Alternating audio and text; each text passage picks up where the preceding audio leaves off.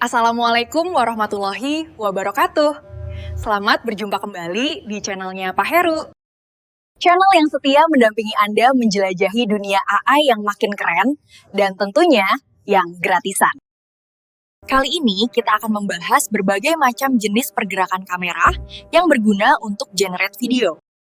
Tapi sebelum ke pembahasan lebih lanjut, mohon dukung kami dengan menekan like dan subscribe. Nah, apa dan bagaimana pergerakan kamera dalam generate video AI? Silahkan simak ulasan berikut sampai selesai ya. Oke, selamat berjumpa lagi guys. Apa kabar semuanya? Semoga sehat walafiat, dompet tebal, kuota aman, dan rezekinya ngalir deras kayak wifi tetangga ya. Biasanya di channel ini kita bahas tips dan trik AI yang bikin otak mikir keras sambil minum kopi. Tapi tenang, kali ini kita santai dulu. Nggak ada rumus, nggak ada pusing, apalagi skripsi. Hari ini kita nggak bahas tips AI secara serius, tapi masih satu keluarga kok. Kita bakal ngomongin sesuatu yang berhubungan erat dengan AI juga, terutama dalam hal generate video. Ya, bikin video pakai AI. Yang dulunya butuh kamera mahal, lighting segambreng, dan skill dewa. Sekarang cukup modal klik-klik, ngetik, terus bengong nunggu render. Nah guys, di video kali ini kita bakal bahas sesuatu yang sering kita anggap sepele, tapi efeknya krusial banget. Yep, kita bakal ngomongin soal jenis pergerakan kamera dalam penulisan prompt buat generate video. Oh iya guys, sedikit info penting tapi nggak pakai tegang. Semua pergerakan kamera yang bakal saya bahas di video ini, saya uji cobanya pakai Grok. Mumpung sekarang Grok udah bisa dibuka lagi. Kan kemarin sempat menghilang, entah liburan atau kena blokir. Tapi tenang, buat kalian yang belum punya akun Grok, nggak usah panik, nggak usah galau. Karena semua jenis pergerakan kamera ini sifatnya universal.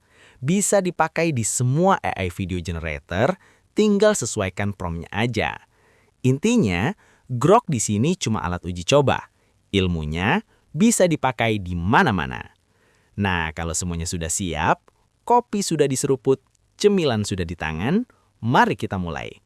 Inilah dia, jenis-jenis pergerakan kamera untuk generate video. Pergerakan kamera pertama, slow dolly in, yaitu gerakan kamera yang maju perlahan mendekati objek. Pelan, halus, elegan, kayak mantan yang tiba-tiba nge-like story kita setelah 3 tahun menghilang. Biasanya, teknik ini dipakai buat membangun suasana dramatis, menambah ketegangan, atau bikin penonton fokus ke ekspresi karakter. Slow dolly in ini powerful banget, karena tanpa penonton sadar, mereka bakal ikut terseret masuk ke dalam emosi adegan. Teknik ini sering dipakai di film-film drama, thriller, sampai horor. Jadi intinya, slow dolly itu bukan sekedar kamera maju, tapi cara halus buat narik penonton masuk ke momen penting dalam cerita. Atau minimal, bikin penonton ikut panik bareng karakter. Pergerakan kamera kedua, slow dolly out, yaitu kebalikan dari dolly in. Kalau tadi kamera maju mendekati objek, sekarang kamera justru mundur perlahan, menjauh. Pelan, dramatis. Kayak dia yang bilang, kita temenan aja ya. Teknik ini biasanya dipakai buat menunjukkan kesendirian karakter, memperlihatkan situasi yang lebih luas, atau menegaskan kalau karakter lagi menghadapi kenyataan hidup, yang kadang pahit, kadang asin, kadang kayak kuota internet pas tanggal tua, hilangnya cepet banget. Slow dolly out sering banget dipakai di adegan ending, atau juga sering dipakai buat memperlihatkan plot twist. Teknik ini bikin penonton merasa jarak emosional dengan karakter mulai terasa. Kamera mundur, suasana jadi lebih sepi, lebih sendu, lebih reflektif. Kayak abis belanja online, terus sadar kalau saldo rekening langsung ikut dolly out juga. Pergerakan kamera ketiga, fast dolly in, yaitu gerakan kamera maju dengan cepat mendekati objek. Kalau slow dolly in tadi terasa dramatis dan elegan, fast dolly in ini lebih kayak kaget, panik, dan penuh tekanan. Teknik ini biasanya dipakai buat menegaskan momen penting secara mendadak. Fast dolly in sering dipakai di film thriller, aksi, atau horor. Gerakan ini juga bisa dipakai buat menonjolkan objek penting. Fast Dolly In ini punya efek emosional yang kuat karena memberi kejutan visual yang cepat dan intens. Kamera mendekat dengan agresif, suasana langsung berubah, dan detak jantung penonton biasanya ikut ngeput, hampir kayak lihat harga cabai naik lagi. Pergerakan kamera keempat, Fast Dolly Out, yaitu gerakan kamera mundur dengan cepat, menjauhi objek. Kalau Fast Dolly In tadi bikin penonton masuk ke situasi dengan cepat, Fast Dolly Out ini kebalikannya. Penonton langsung ditarik keluar. Biasanya karena situasinya mendadak jadi lebih besar, lebih kacau, atau lebih bikin panik. Teknik ini sering dipakai buat menunjukkan perubahan situasi secara tiba-tiba. Fast Dolly Out juga sering dipakai buat efek kejutan. Kamera mundur cepat memperlihatkan fakta baru yang sebelumnya tersembunyi. Gerakan ini memberi sensasi dramatis yang kuat karena memperluas perspektif secara mendadak. Kamera mundur cepat, ruang terasa lebih luas, masalah terlihat lebih besar, dan karakter biasanya mulai sadar kalau situasinya tidak sesederhana yang dia kira. Fast Dolly Out sering dipakai di film aksi, thriller, dan horor, terutama untuk memperlihatkan ancaman besar atau perubahan suasana secara mendadak. Jadi penonton tidak cuma melihat karakter, tapi juga langsung melihat kenyataan pahit yang mengelilinginya. Pergerakan kamera kelima, vertigo effect atau yang sering disebut dolly zoom, yaitu teknik pergerakan kamera yang super unik karena kamera bergerak maju atau mundur, tapi zoom lensnya bergerak berlawanan arah. Hasilnya, background terlihat seperti berubah ukuran, sementara objek utama tetap terlihat hampir sama. Efek vertigo ini biasanya dipakai untuk menggambarkan shock, ketakutan, atau momen karakter mengalami tekanan mental. Kamera bergerak, latar belakang seperti menjauh atau mendekat secara aneh. Penonton langsung ikut merasakan kebingungan karakter. Teknik ini terkenal banget sejak dipakai di film klasik berjudul Vertigo. Makanya namanya ikut-ikutan jadi vertigo effect. Dan sejak itu, teknik ini sering dipakai di film thriller, horor, bahkan film aksi. Biasanya, efek ini muncul saat karakter menyadari sesuatu yang mengejutkan. Vertigo effect ini salah satu teknik sinematografi yang paling ikonik, karena bukan cuma mengubah visual, tapi juga langsung memengaruhi perasaan penonton. Pergerakan kamera keenam, microzoom, yaitu teknik pengambilan gambar yang memperbesar objek kecil secara ekstrim, sampai kelihatan detail banget. Detail yang biasanya nggak kelihatan mata manusia, tiba-tiba jadi kelihatan jelas, bahkan kadang terlalu jelas. Microzoom biasanya dipakai buat menonjolkan detail penting, misalnya tetesan air, serangga, tekstur benda, atau petunjuk kecil dalam cerita. Teknik ini sering dipakai di film investigasi atau thriller. Microzoom juga sering dipakai buat membangun suasana dramatis. Detail kecil bisa terlihat lebih intens dan emosional. Tapi macrozoom ini juga ada risikonya, karena kalau terlalu dekat semua detail jadi kelihatan, termasuk pori-pori wajah, debu kecil, atau noda yang sebenarnya lebih nyaman kalau tidak diketahui publik. Pergerakan kamera ketujuh, hyperzoom, yaitu teknik zoom yang dilakukan dengan sangat cepat dan ekstrim, sampai terasa seperti kamera menyergap objek secara tiba-tiba. Hyperzoom biasanya dipakai buat menegaskan momen penting atau mengejutkan. Kamera tiba-tiba zoom masuk atau keluar dengan kecepatan tinggi. Teknik ini sering muncul di film aksi, komedi, bahkan kadang di film dokumenter gaya modern. Efeknya bikin adegan terasa lebih energik dan dinamis. Hyperzoom juga sering dipakai buat efek komedi. Zoom yang super cepat bisa memperkuat reaksi karakter. Secara visual, hyperzoom memberi sensasi mendadak dan intens. Gerakan zoom yang cepat bikin suasana terasa lebih dramatis, lebih tegang, atau lebih absurd, tergantung cara penggunaannya. Pergerakan kamera ke-8, over the shoulder, yaitu teknik pengambilan gambar yang menampilkan objek utama dari belakang bahu seseorang. Jadi biasanya kita melihat sebagian bahu atau kepala karakter di foreground, sementara fokus utamanya ada pada orang atau objek yang sedang dia hadapi. Teknik ini sering dipakai dalam adegan percakapan karena bikin penonton merasa seperti ikut berada di dalam obrolan. Over the shoulder juga membantu menunjukkan sudut pandang karakter. Penonton bisa merasakan apa yang karakter lihat, seolah-olah kita berdiri tepat di belakang dia. Teknik ini sering banget dipakai di film drama, wawancara, atau adegan negosiasi. Selain bikin adegan terasa lebih hidup, over the shoulder juga membantu menjaga kontinuitas visual.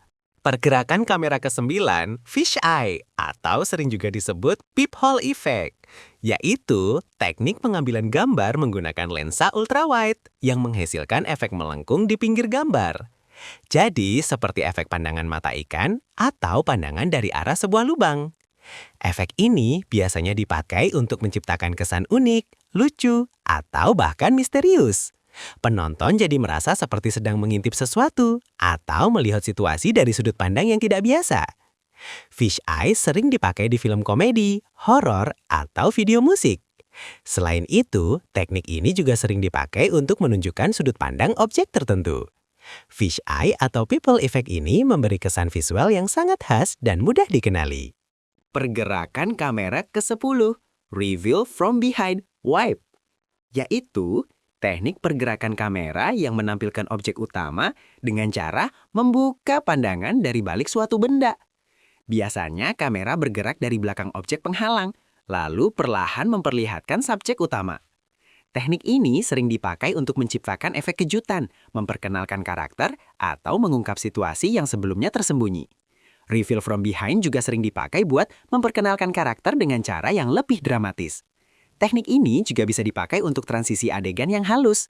Reveal from behind memberi kesan eksplorasi visual karena penonton merasa seperti sedang menemukan sesuatu bersama kamera. Ada rasa penasaran, ada rasa antisipasi.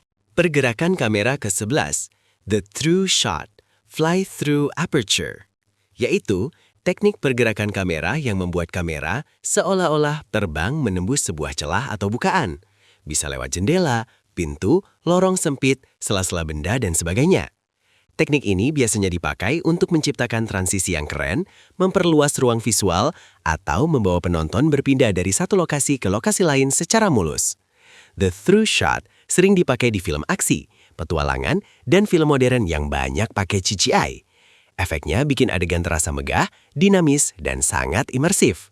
Penonton seolah ikut terbang bersama kamera masuk ke dunia cerita, kayak lagi naik drone, tapi tanpa takut sinyal hilang atau nabrak genteng tetangga. Teknik ini juga sering dipakai buat memperlihatkan perubahan perspektif. Selain itu, through shot juga sering dipakai buat memperlihatkan skala lokasi. Secara visual, teknik ini memberikan sensasi perjalanan yang mulus dan mengalir. Kamera tidak hanya merekam adegan, tapi juga membawa penonton menjelajah ruang cerita secara aktif.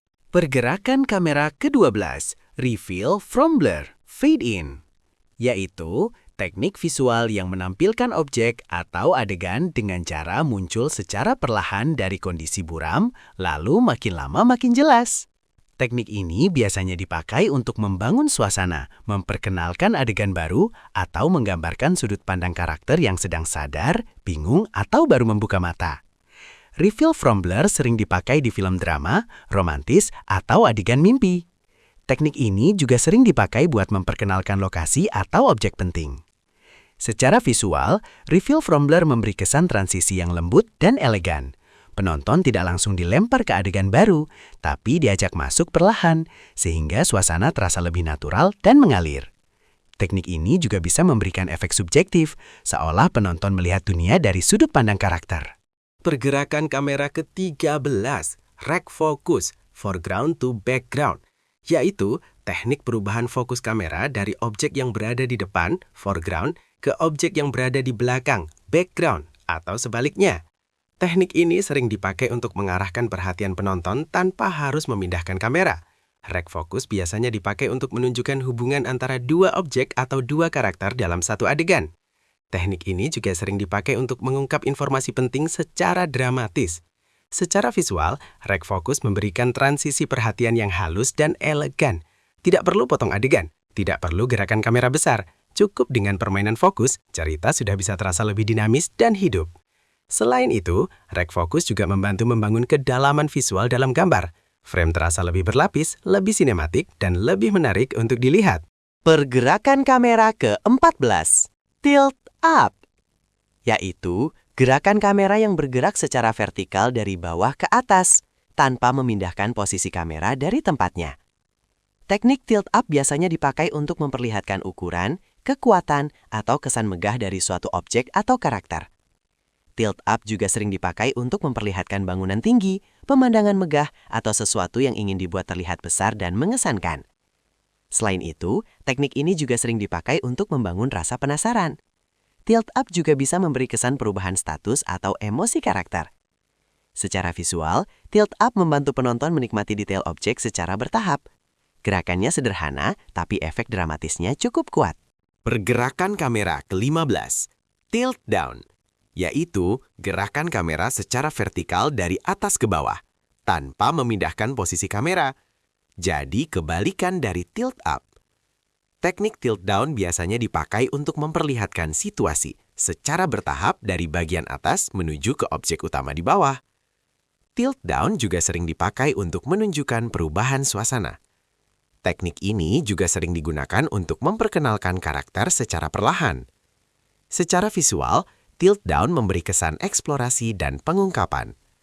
Jadi, tilt down itu bukan sekedar kamera melihat ke bawah, tapi cara sinematik buat mengungkap detail secara perlahan dan mengajak penonton memahami situasi dari atas sampai bawah. Sekian dulu ya, videonya udah panjang. Masih ada jenis pergerakan kamera yang lain. Nanti kita bahas di part 2. Demikianlah pembahasan singkat mengenai berbagai jenis pergerakan kamera dalam generate video AI. Semoga video tadi membawa manfaat, menambah pengetahuan, dan juga bisa menjadi hiburan bagi Anda. Sebelum berpisah, jangan lupa ya, dukung kami dengan memberi like dan subscribe, serta berikan komen yang baik dan sopan. Sampai jumpa di video menarik berikutnya. Wassalamualaikum warahmatullahi wabarakatuh.